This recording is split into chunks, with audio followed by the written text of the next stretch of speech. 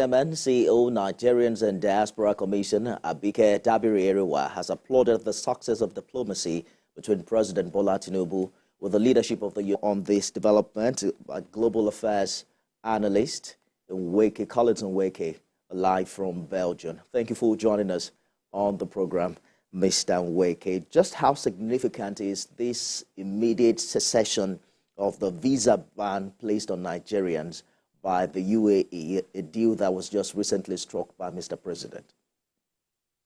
On the face of it, Ibrahim, it's a very jolly good news, but of course, there is every reason to approach this with cautious optimism, because what we're hearing so far is a one-sided story coming from the Nigerian side.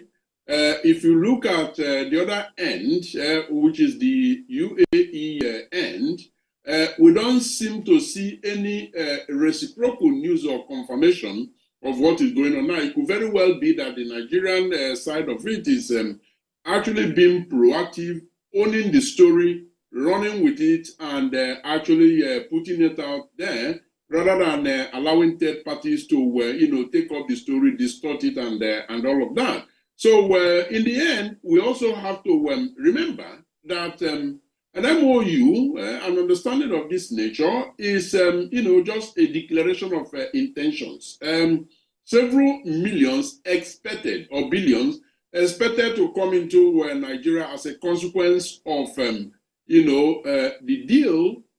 Doesn't necessarily mean that those billions are already in Nigeria. So before getting into the investment possibilities, or perhaps the investment dimension of the deal, one is concerned about what happened last year, where all of this began between both countries. There were concerns about the fact that Nigeria failed in its part to repatriate billions of dollars in trapped funds. Do you think we've moved past that forex issue?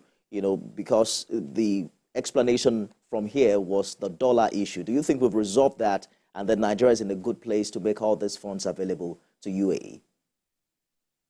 It will surprise me if Nigeria has completely resolved that. But Nigeria, perhaps, using his experience and all of that, but also building on what I believe that the administration of President also had met with the U.S. president, I think the president of South Korea, and quite a number of other countries. You also saw the sideline event in India, where some $14 billion promissory investment deal was also struck.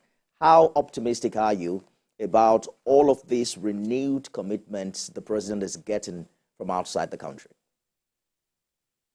It gladdens the heart of everyone that means well for Nigeria.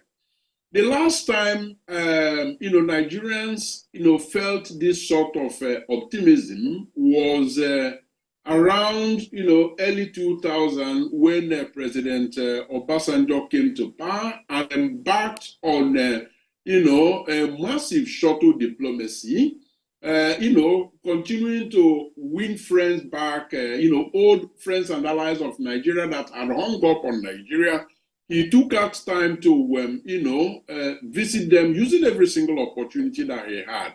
And so when President Tinubu embarks on such journey, it reminds us of how it was then and the benefit that accrued to Nigeria. And so Nigerians are impatient to begin to see the positive effect of some of these early efforts to begin to emerge, because it is under the Obasanjo administration. The question arises as to whether or not Nigeria got the best of those deals. I know there was a debt relief, there was the establishment of telecommunications and what have you. But what must we do differently back at home to take advantage of this investment and, of course, the potential benefit it holds for our economy?